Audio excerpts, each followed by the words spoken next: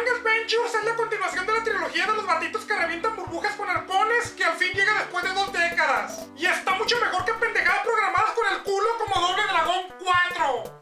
Pues como siempre, hay una invasión alienígena y depende de un solo cabrón salvar a todo el pinche mundo.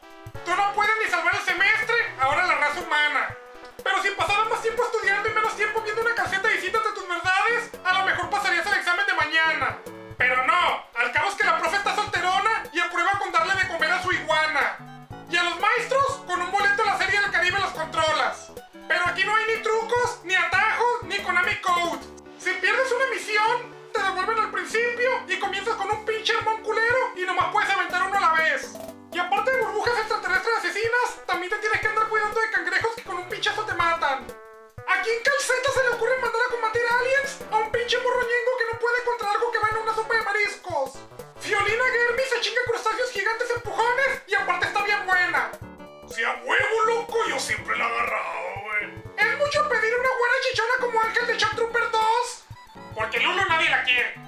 ¿Por qué no salen morros en este juego? Ahí la cagaron. Solo puedes elegir al mismo escuincle culero con la ropa roja o la ropa azul. Si quiero jugar con una morra buena, ya me chingué. Y aunque en todo el primer mundo en ningún momento me salió el arpón que se queda pegado en el techo, de perdida tiene lanzallamas y metralleta